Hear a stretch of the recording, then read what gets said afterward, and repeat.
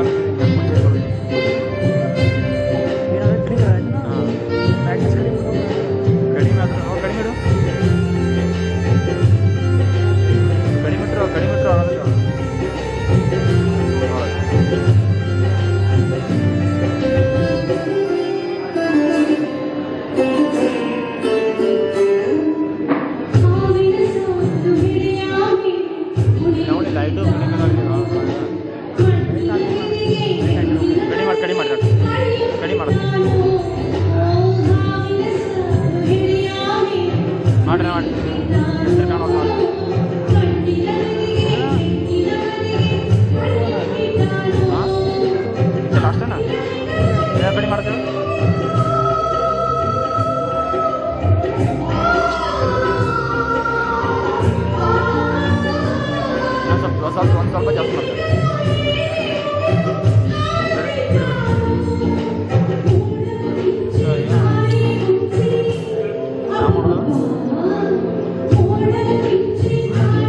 ಅಚ್ಚಿ ಮಾಡಲ್ಲ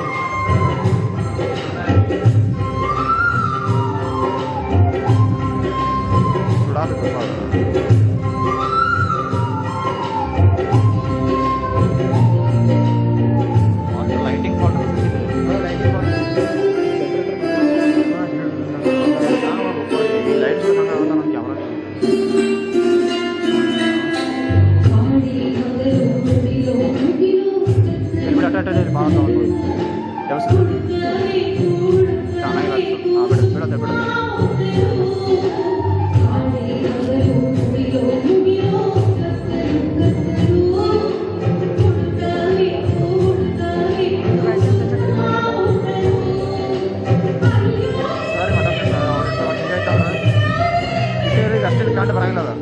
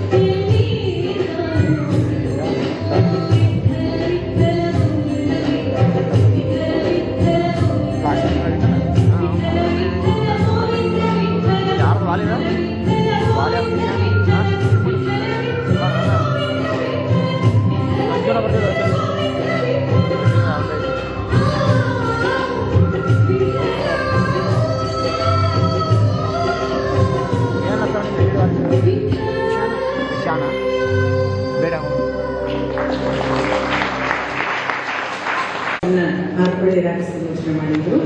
ಸುಮಶಾಸ್ತ್ರಿಯೇ ಈಗ ಹಾಡಿದ ಹಾಡಿಗೆ ರಾಗ ಸಂಯೋಜನೆ ಸಂಗೀತ ಸಂಯೋಜನೆ ಮಾಡಿದವರು. ಇನ್ನು ಮುಂದಿನ ಹಾಡು ಮುದುಕಿಯ ಮನೆಯ ಅಂಗಳದಲ್ಲಿ ಕೋಗಿದೆ ಕೋಗಿದೆ. ವಾಸ್ತವಿಕ ತುಂಬಾ ಅಧ್ಯಾತ್ಮದ ಪರಿಭಾಷೆಯನ್ನು ಒಳಗೊಂಡ ಈ ಕವಿತೆ ಸಾಮಾನ್ಯ ಅರ್ಥದಲ್ಲಿ ಯಾರೋ ಒಬ್ಬಳು ಮುದುಕಿ ಸಾಯುವುದಕ್ಕೆ ಹೊರಟಿದ್ದಾಳೆ, ಅವಳ ಮನೆಯ ಒಂದು ಅಂಗಳದಲ್ಲಿ ಕೋಗಿಲೆ ಕೂಗ್ತಿದೆ ಅನ್ನುವ ಹಾಗೂ ಮತ್ತೊಬ್ಬಳು ಮುದುಕಿ ಸತ್ತಳು ಅನ್ನುವ ಹಾಗೆ ಮುಕ್ತಾಯ ಆದ ಹಾಗೆ ಕಾಣಿಸುವ, ಆದರೆ ನಿಜಕ್ಕೂ ಈ ಮುದುಕಿ ಇನ್ಯಾರೂ ಅಲ್ಲ, ಇಂದಲ್ಲ ನಾಳೆ ಹಣ್ಣಾಗಿ ಉದುರಲಿಕ್ಕಿರುವ ಈ ಪಂಚ ಭೂತವನ್ನು ಒಳಗೊಂಡ 24 ತತ್ವಗಳ ಪ್ರಕೃತಿ. ಈ ಪ್ರಕೃತಿ ತತ್ವ ಮುದುಕಿಯಾಗುತ್ತೆ, ಜೀವತತ್ವ ಕೋಗಿಲೆ ನಿರಂತರವಾಗಿ ಕರೆಯುತ್ತಿರುತ್ತೆ.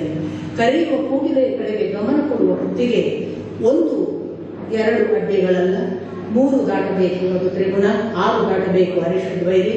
ಇಷ್ಟೆಲ್ಲ ದಾಟಿದ ಬಳಿಕ 7ರ ಸಹಾಯ ತೆಗೆದುಕೊಂಡು ಸಪ್ತ ಚಕ್ರಗಳ ಸಾಧನೆ ಮಾಡಿ ಒಂದೊಮ್ಮೆ ಮೇಲೇರಿ ಆ ಕೋಗಿಲೆಯ ಕೂಗನ್ನ ಮುಟ್ಟುವ ಆಲೋಕಕ್ಕೆ ಹೋದರೂ ಕೂಡ ಮುದುಕಿಯ ಜೋಳಿಗೆ ಬಲಿದಿದ್ದರೆ, ಅಂದರೆ ಕರ್ಮ ಫಲ ಯಾವುದೇ ಸಂಗ್ರಹ ಮಾಡದ ಪುಣ್ಯ ಫಲ ಇಲ್ಲದೆ ಬರಿದು ಜೋಳಿಗೆಯಲ್ಲಿ ಹೋದರೆ ಮತ್ತೆ ಬೀಳಬೇಕು, ಮತ್ತೆ ಹತ್ತಬೇಕು. ಇಂಥದ್ದೊಂದು ವಿಶೇಷ ಆಧ್ಯಾತ್ಮಿಕ ಅರ್ಥವನ್ನು ಒಳಗೊಂಡ ಹಾಡು ಮುದುಕಿಯ ಮನೆಯ ದೇವರ ಕೊನೆಯ ಮಗಳು. ಮುದುಕಿಯ ಮನೆಯ ಅಂಗಳದಲ್ಲಿ ಕೋಗಿಲೆ ಕೂಗಿತು,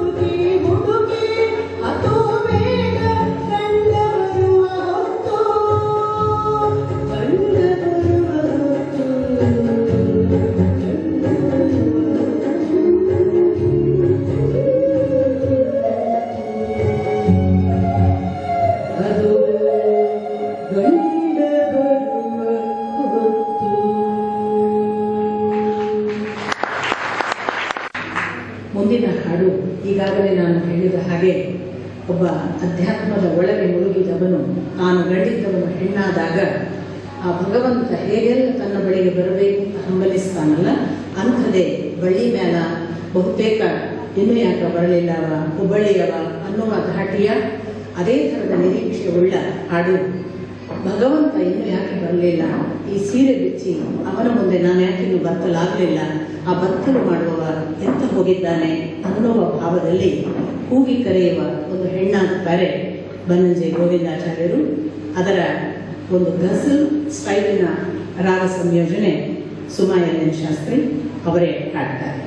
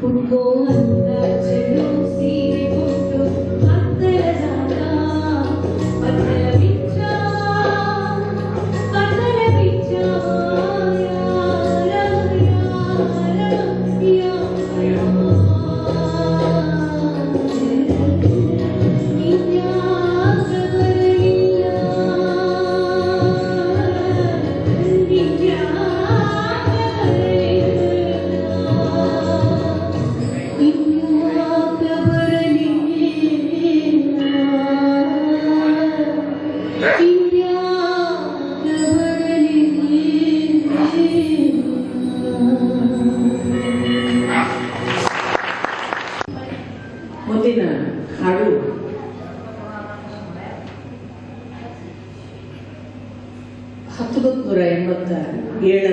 ಆಗಸ್ಟ್ 15 ನಮ್ಮ ಹುಡುಗಿ ಮಾತಾಡೋದು ಹುಡುಗಿ ಒಳ ಕೂತ್ಕೊಳ್ಳೋದಿದ್ರೆ ಮಾತಾಡಬೇಕು, ಕುತ್ಕೊಂಡ್ರೆ ಹೊರಗೋಗಿ. 1987 ಆಗಸ್ಟ್ 15 ನಮ್ಮ ಹುಡುಗಿಯ ಹುಟ್ಟಿದ ದಿನ ಅಂತ ಪ್ರಾರಂಭ ಆಗುವ ಹಾಡು ಏನನ್ನು ಹೇಳ್ತಿದೆ ಅಂತಲೇ ಗೊತ್ತಾಗದ ಹಾಗೆ ಕಟ್ಟಕಡೆಗೆ ಬಂದು ಈ ಹುಡುಗಿಯನ್ನು ಕಟ್ಟಿಕೊಳ್ಳಿ, ಇವಳನ್ನು ಬಿಡಬೇಡಿ ಅಂತ ಮುಕ್ತಾಯ ಆಗುತ್ತೆ. ಅದು ಪೂರ್ತಿ ಹಾಡು ಕೇಳಿದಾಗ ಗೊತ್ತಾಗಬಹುದಾದ ನನಗೆ ತಿಳಿದ ಅರ್ಥ, ಬಹುಶಃ 1970 ದಶಕದಲ್ಲಿ ಈ ದೇಶದಿಂದ ವಿದೇಶಕ್ಕೆ ಹೋಗುವ ತರುಣರ ಸಂಖ್ಯೆ ಹೆಚ್ಚಾದಾಗ ಅಪ್ಪ ಕವಿತೆ ಬರೆದಿರಬೇಕು. ಹುಡುಗ ಅಲ್ಲಿ ಇಲ್ಲಿ ಯಾಕೆ ಹುಡುಕ್ತಿ, ಇಲ್ಲಿ ಚಂದದ ಹುಡುಗಿ ಇದ್ದಾಳೆ, ಇವಳನ್ನು ಕಟ್ಕೋ, ಇವಳು ಅಂತಿಂಥವಳಲ್ಲ, ಇವಳು ಹಾಗೆ ನೋಡೋದಕ್ಕೆ ನಿನಗೆ ಬಹಳ ಚಂದದ ಹುಡುಗಿ. ಛಂದದ ಹುಡುಗಿ ಅಂತ ಅವರು ಉಲ್ಲೇಖ ಮಾಡ್ತಾರೆ. ಛಂದಸ್ಸು ಅಂದ್ರೆ ಜ್ಞಾನ, ಜ್ಞಾನವನ್ನು ನಾವು ಭಾರತ ಅನ್ನೋ ಯಾವ ಅರ್ಥದಲ್ಲಿ ತಿಳಿತೇವಲ್ಲ ಅಂಥ ಅರ್ಥದಲ್ಲಿ ಅಪ್ಪ ಬಳಸ್ತಿರಬೇಕು. ಬರೇ ಛಂದದ ಹುಡುಗಿ ಅಂತ ಭಾವಿಸಿದ್ರೆ ಇವಳಿಗೆ ಆ ಕಡೆ ಬರೇ ಪ್ರಾಚೀನದ ಜ್ಞಾನ ಮಾತ್ರ ಗೊತ್ತಿದೆ ಅಂತ ಭಾವಿಸಬೇಡಿ. ಇವಳಲ್ಲಿ ಅನೇಕ ಸದ್ಗುಣಗಳು ಮತ್ತು ನಾವು ಭಾವಿಸುವ ಅರ್ವಾಚೀನ ಪ್ರಾಚೀನಗಳ ಒಂದು ಸಮ್ಮಿಶ್ರ ಇವಳು. ಇವಳಿಗೆ ಹಸಿ ಹಸಿ ಕಾನ್ವೆಂಟು, ಇವಳಿಗೆ ಗಾಂಧಿ ಮುಷ್ಕರ ಗೊತ್ತುಂಟು. ಇವಳು ಎಲ್ಲವನ್ನೂ ಒಳಗೊಂಡ ಒಂದು ವಿಶೇಷ ಹೆಣ್ಮಗಳು. ಇವಳನ್ನು ಬಿಟ್ಟು ಇವಳನ್ನು ಯಾಕೆ ಕಟ್ಕೋತೀಯೋ ಹುಡುಗ, ಬಾರೋ ಇವಳಿಗೆ ತಾಳಿ ಕಟ್ಟು ಅಂತ ಹೇಳುವ ಹಾಗೆ ಪದ್ಯ ಕೊನೆಯಲ್ಲಿ ಹೇಳುತ್ತೆ. ನಿನಗೆ ಎಷ್ಟು 20, 25, ಅವಳಿಗೆ 40. ಆಗ ಗೊತ್ತಾಗತ್ತೆ 1947 87 ಲೆಕ್ಕ ಇಟ್ಕೊಂಡು ಅವರು 40 ಹುಡುಗಿ, ಇವಳು ನಿನಗೆ ವಯಸ್ಸಿನಲ್ಲಿ ಚೆನ್ನಾಗಿ ಹೊಂದುತ್ತಾಳೆ ಅಂತ ಒಂದು ಛೇಡಿಸುವ, ವಿದೇಶಕ್ಕೆ ಹೋಗುವವರು ಭಾರತವನ್ನು ಕಟ್ಟಿಕೊಳ್ಳಿ ಅಂತ ಆಗ ಬರೆದ ಒಂದು ವಿಶೇಷ ಹಾಡು. ಕವಿತಾ ಉಡುಪ ಹಾಡ್ತಾರೆ.